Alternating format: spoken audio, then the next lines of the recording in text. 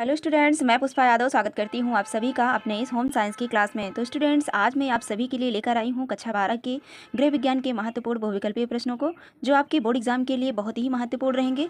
अगर आप अपनी तैयारी को और भी ज़्यादा बेहतर बनाना चाहते हैं, तो एग्जाम में अच्छे मार्क्स लाना चाहते हैं, तो मैंने हर एक चैप्टर से महत्वपूर्ण बहुविकल्पीय प्रश्नों को कराया है। आप हमारे चैनल पर जा करके देख सकते हैं, जिससे कि आपकी तैयारी और भी बेहतर हो सके। तो चलिए, बिना देर करते हुए मैं वीडियो को शुरू करती हूँ। आज का पहला प्रश्न हमारा है, गृह विज्ञान व्यक्ति को सहायता देता है। गृह विज्ञान व्यक्ति को क्या सहायता देता है? ऑप्शन ए धन व्यवस्था में, ऑप्शन बी संसाधनों के उचित उपयोग में, ऑप्शन सी संपूर्ण विकास में, ऑप्शन डी ये सभी। तो इसमें से सही विकल्प जो हमारा है वो डी हो जाएगा, ये सभी। गृह विज्ञान जो है व्यक्ति को धन व्यवस्था में भी सहायता करता है, संसाधनों के उचित उपयोग में भी सहायता करता है, संपूर्ण विकास में भी करता है। तो इसलिए ऑप्शन डी हमारा सही हो जाएगा। अगला प्रश्न हमारा है, गृह विज्ञान विषय में निम्न में से किसका संगम है? गृह विज्ञान जो है किसका संगम है? ऑप्शन ए समाज एवं विज्ञान का, ऑप्शन बी कला तथा विज्ञान का, ऑप्शन सी पाक कला का, ऑप्शन डी इन सभी का। तो जो है गृह विज्ञान इन सभी का संगम है, इसलिए ऑप्शन डी हमारा सही हो जाएगा। अगला प्रश्न हमारा है, एक व्यक्ति की पहचान होती है। एक व्यक्ति की पहचान कब होती है? ऑप्शन ए भाषा से, ऑप्शन बी गुण से, ऑप्शन सी आत्म से, ऑप्शन डी स्व संकल्पना से। तो एक व्यक्ति की पहचान किससे होती है? उसके गुण से होती है, इसलिए ऑप्शन बी हमारा सही हो जाएगा। अगला प्रश्न हमारा है, पहचान के तत्व में शामिल है। पहचान के तत्व में क्या शामिल है? ऑप्शन ए कौशल, ऑप्शन बी अनुभव, ऑप्शन सी स्वाभिमान, ऑप्शन डी संकल्पना। तो पहचान के तत्व में क्या शामिल है?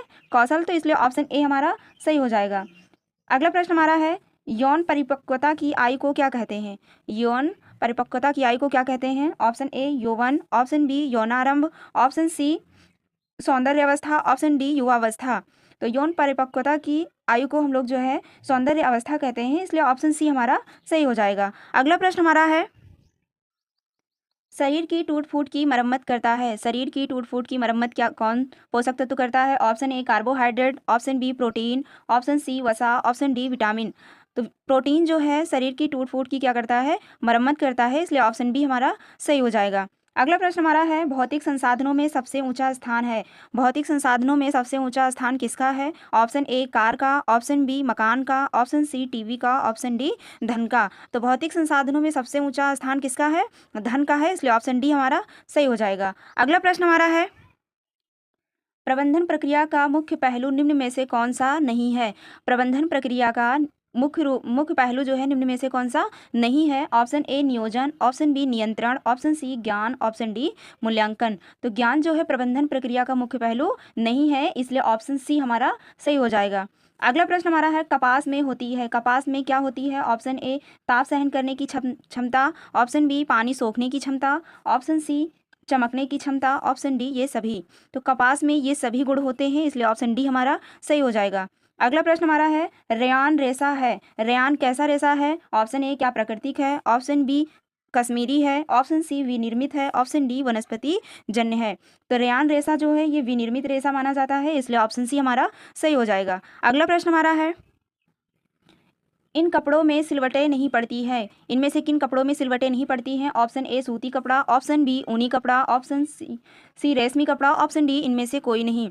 तो सिलवटें किन कपड़ों में नहीं पड़ती है? तो रेशमी कपड़ों में सिलवटें नहीं पड़ती हैं, इसलिए ऑप्शन सी हमारा सही हो जाएगा। अगला प्रश्न हमारा है, संचार का माध्यम होता है। संचार का माध्यम क्या होता है? ऑप्शन ए सूचना देना, ऑप्शन बी विचारों को दूसरे तक पहुंचाना, ऑप्शन सी विषय संबंधी जानकारी देना, ऑप्शन डी ये सभी। तो संचार का माध्यम जो होता है ये सभी होता है, सूचना देना भी होता है, विचारों को दूसरे तक पहुँचाना भी होता है, विषय संबंधी जानकारी भी देना होता है, तो इसलिए ऑप्शन डी हमारा सही हो जाएगा। अगला प्रश्न हमारा है, आहार के गलत विकल्प के प्रति अभिरुचि या संयोजन किस रोग की पहचान है? आहार के गलत विकल्प के प्रति जो अभिरुचि होती है उसका संयोजन किस रोग की पहचान है? ऑप्शन ए कुपोषण, ऑप्शन बी स्वास्थ्य, ऑप्शन सी पौष्टिकता, ऑप्शन डी रोगाणु।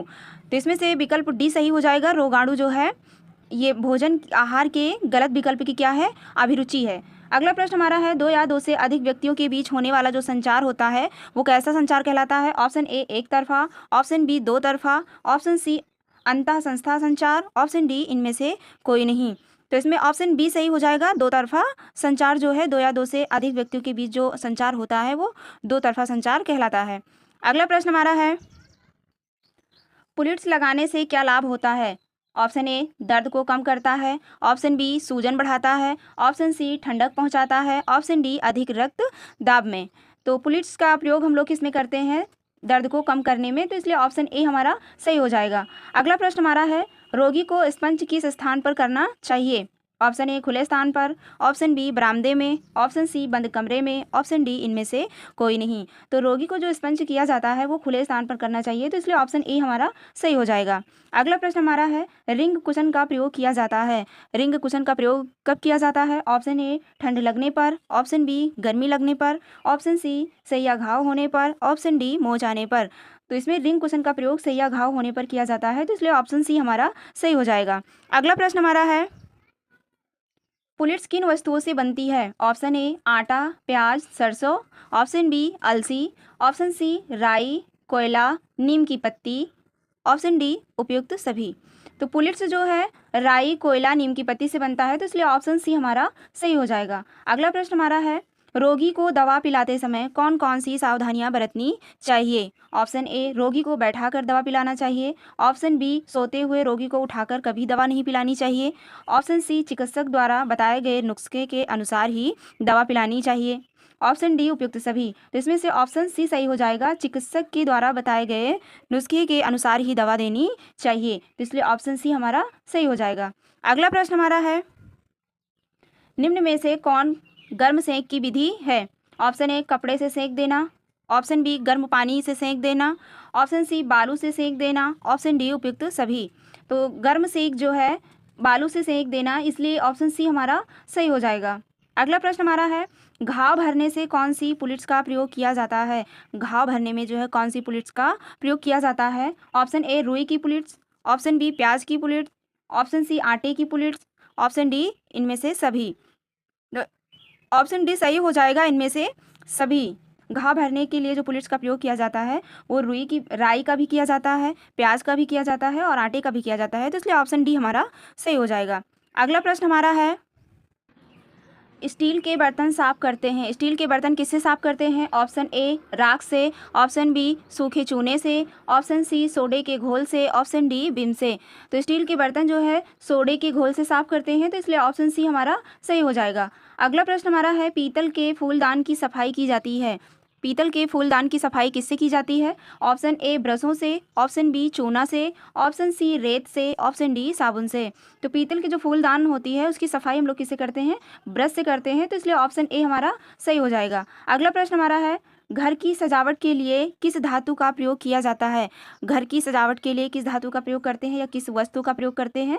तो ऑप्शन ए ईंट, ऑप्शन बी बालू, ऑप्शन सी फूलदान, ऑप्शन डी पत्थर। तो घर की सजावट के लिए जिस वस्तु का प्रयोग करते हैं वो क्या है? फूलदान है, तो इसलिए ऑप्शन सी हमारा सही हो जाएगा। अगला प्रश्न हमारा है, सजावट से पूर्व आवश्यक है, मतलब सजावट से पहले क्या करना आवश्यक है? ऑप्शन ए चित्रों की सफाई करना, ऑप्शन बी पर्दों की सफाई करना, ऑप्शन सी फर्श पर पड़ी दरी और कालीन की सफाई करना, ऑप्शन डी सफाई की। तो इसमें फर्श पर दरी और कालीन की सफाई करना क्या है? सजावट करने से पूर्व आवश्यक है, तो इसलिए ऑप्शन सी हमारा सही हो जाएगा। अगला प्रश्न हमारा है, फूलों को अधिक समय तक ताज़ा बनाए रखने के लिए फूलदान के पानी में क्या डाला जाता है? Option A soda, option B नमक, ऑप्शन सी साबुन, ऑप्शन डी दूध। तो फूलदानों को अधिक समय तक ताज़ा बनाए रखने के लिए फूलदान के पानी में जो है नमक डाला जाता है, तो इसलिए ऑप्शन बी हमारा सही हो जाएगा, ताकि वो लंबे समय तक क्या रहे? ताज़ा बना रहे।